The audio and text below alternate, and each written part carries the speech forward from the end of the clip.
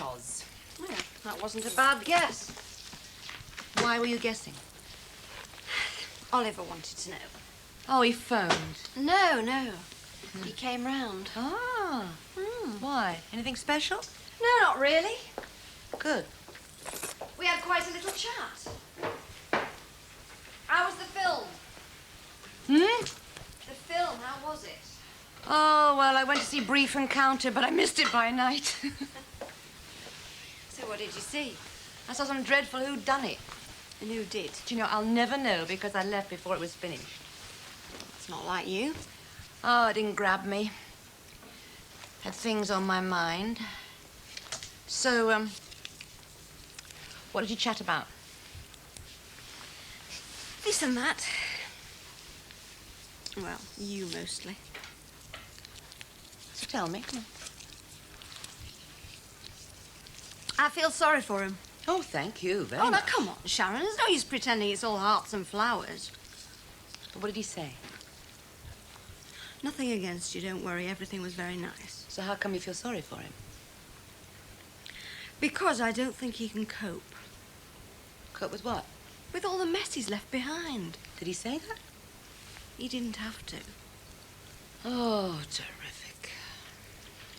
He seems to think that your relationship is in difficulties. He said that? Slipping away was the phrase he used. He thought it was all slipping away.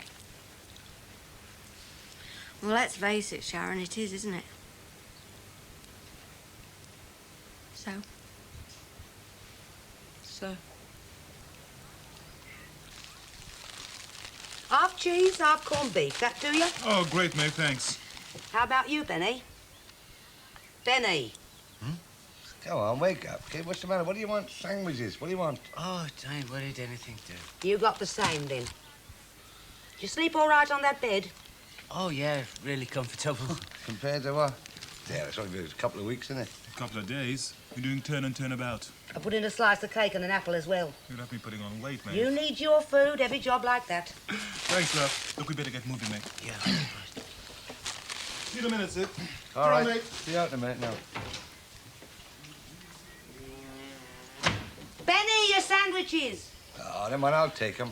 He's half asleep this morning. If you ask me, he's half asleep most of the time. What's the matter with him? What? Benny? Nothing wrong with him. I don't remember him being so quiet as that last time he stayed here. Well, he's just got something on his mind, I suppose. What mind? Now then. Well, I hope we're not making a mistake. The only mistake you've made, Maeve, is having that soapy Walter Soper staying here. There's nothing wrong with Benny, don't worry. Then why does he keep clamming up then? Last night he was helping me with the washing up, nice as you please. All of a sudden, he goes quiet. Everybody goes quiet while you're around, Maeve. Can't help it, can they? It gives me the creeps. Oh, come off it, He woman. does. He hovers. You what? You turn around, there he is, standing in the doorway. Why can't he come in or go out like everybody else? Waiting to be asked, I expect. Because he's got manners, Benny, you know that. You keep your eye on him, that's all. He was all right when he was here before, wasn't he? He was different then. Benny's not different, don't worry. Give him a couple of weeks. While you get used to things, he'll be back to normal. If you say so. I say so. Bye, love. Thank you.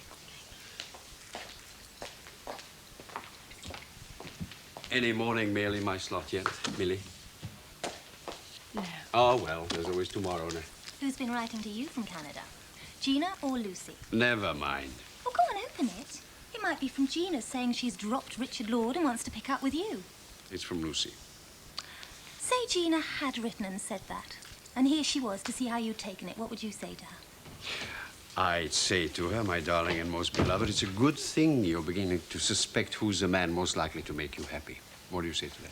Oh, Paulie. I'd also say, now that you're beginning to appreciate me, you've never looked more beautiful. And more desirable, I hope.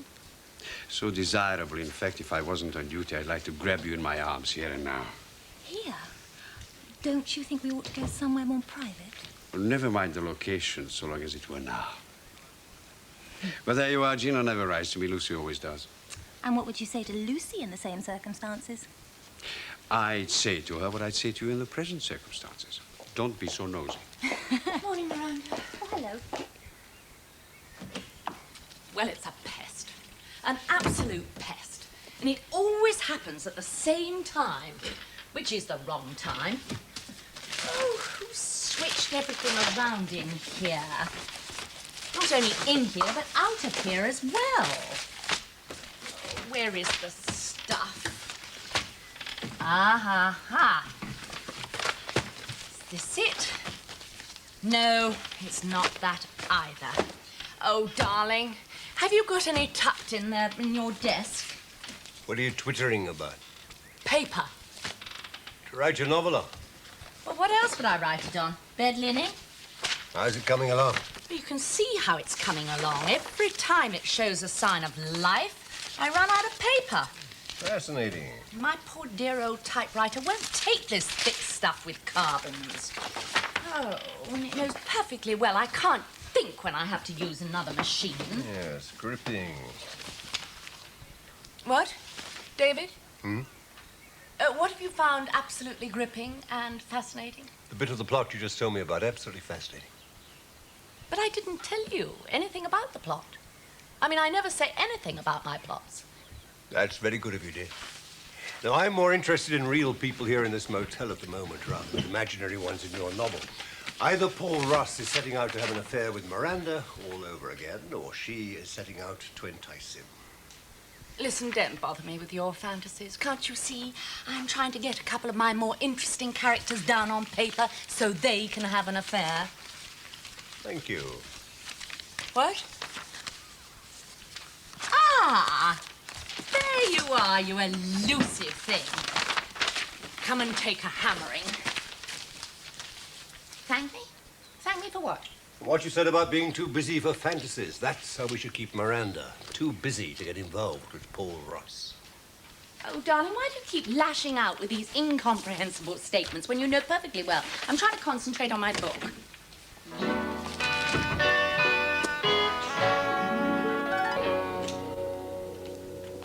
I expected you round this morning.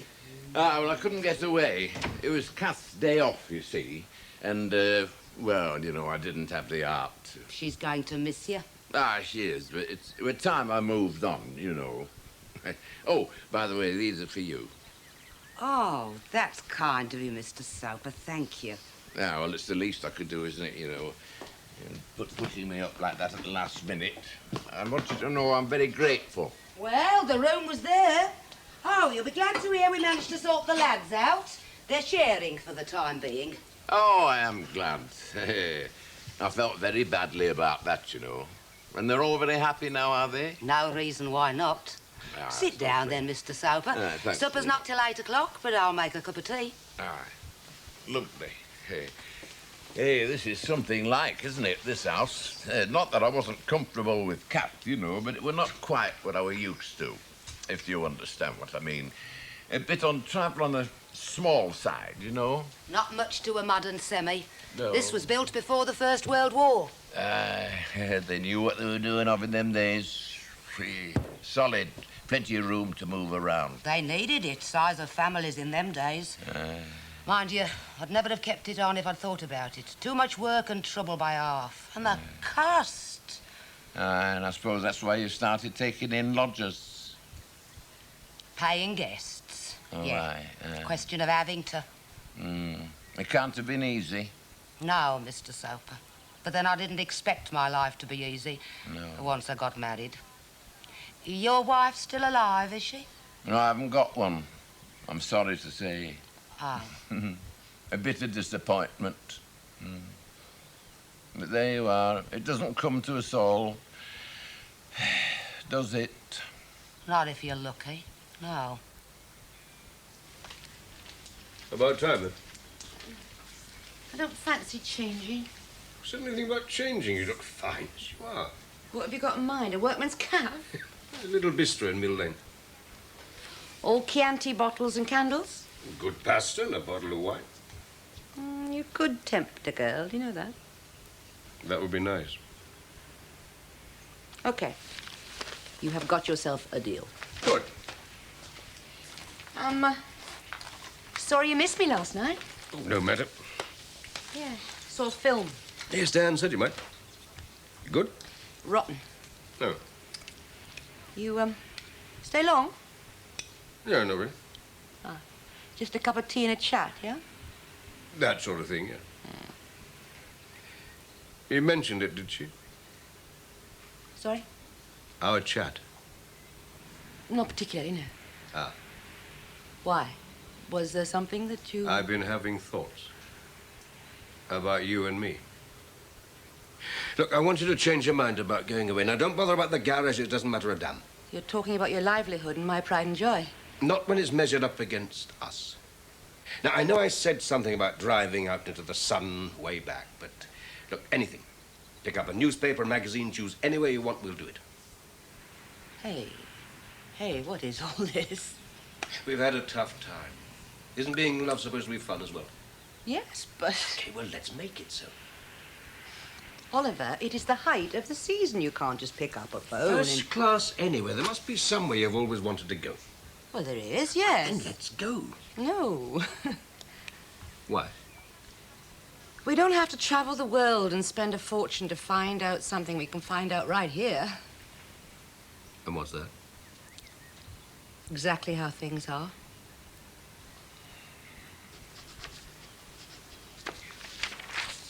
Well, I finished my mail, David. Have you finished yours? Damn! I sorted this stationery out yesterday. It took me most of the afternoon, and now suddenly... Somebody's put it all back in its place. No, all over the place. Jill, it wasn't you, was it? But when I came in, it was all over the floor. It wasn't you, was it? Leaving it for me to clear up. I believe it was my wife. Oh, of course, she shouldn't be using motel stationery unless it's on motel business.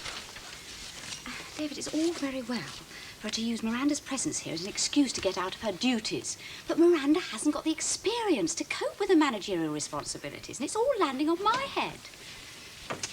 Ah, you rounding up the evening's post? Yeah, I'll get it off. If she's so overwhelmed taking on Barbara's managerial duties as well as her own, then why doesn't she leave my little chores like the post to me? Well, perhaps she suspects, like I do, that you don't know how to lick stamps. I said so only this morning, and the poor old thing heard me and took me at my word. Barbara, if you're going to use that typewriter to write your novel, Jill's not going to be very happy, you know. Oh, Jill is quite welcome to use my own personal typewriter instead. Especially now it's broken down. Jill is right in her attitude. Miranda, it's become urgent that you should learn what your father left you here to learn. I'd like you to take Miranda under your wing. I've rearranged the duty roster so you'll work the same duty hours and you'll work them together. I'm to teach her management?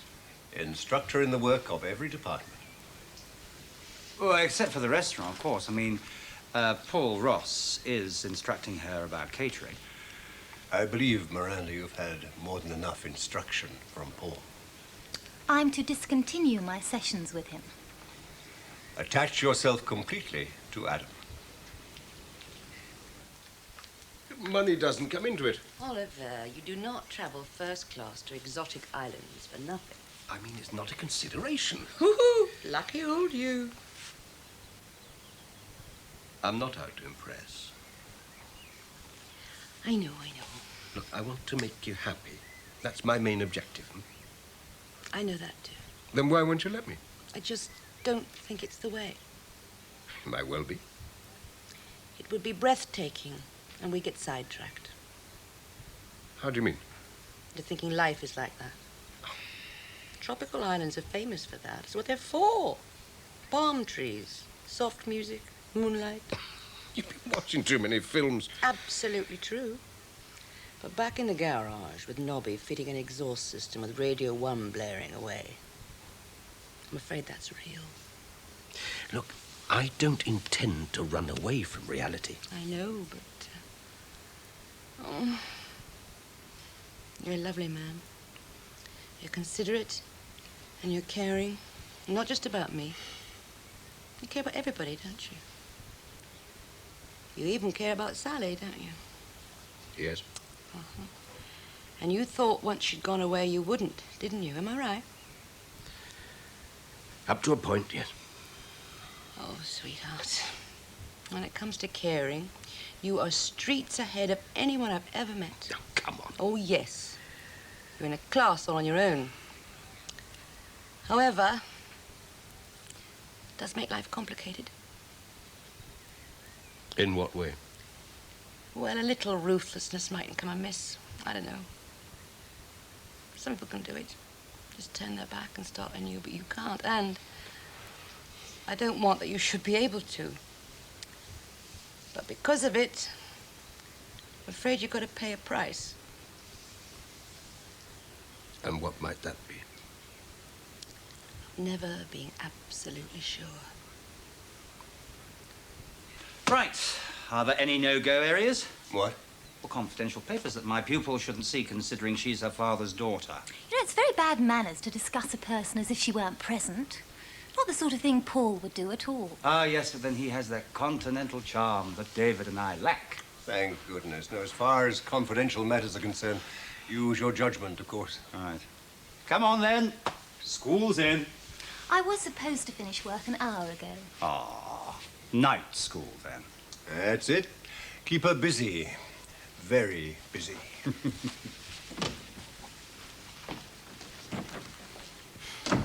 Have you gone mad?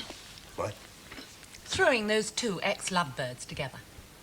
I took the utmost care to make sure that Adam is going to marry Jill and that Miranda doesn't mind. In any case, I didn't throw them together. I simply got the girl out of Paul's way. Why? I told you this morning because he is making passes at her in public and she's encouraging him. David's put you in charge of me because he thinks I want to lose my virtue to Paul Ross. And you don't? Of course not. He's a oncer, so am I. Hello, Miranda. Adam. Good evening, sir. Ask him. Miranda, I cannot ask a man if he's going to take up again with a girl I once took up with myself. Of course you can. You can check notes on who got dumped the hardest. Excuse me, Miranda. Who's the list of partakers you wanted? Thank you, Mandy. Come on. Over here. Right. The first lesson concerns wine list accounting. I can't remember, can you? What? Well, did Paul and I have our little thing before or after you and I had ours? Oh, come on, Miranda. I get so confused. Particularly as Paul and I had our first little canter in Scotland. We had the second one down here. Yeah, look, work, wines. You mean second? I thought you said you were oncers. Oh, we are, but every now and then we're inconsistent. So you've developed an intermittent fixation about one another. No, David's the one with a fixation, a father fixation. You know, under ordinary circumstances, we'd be ordering champagne to celebrate our reunion. I can't afford champagne these days. Don't worry about that, darling. I am heiress to a millionaire.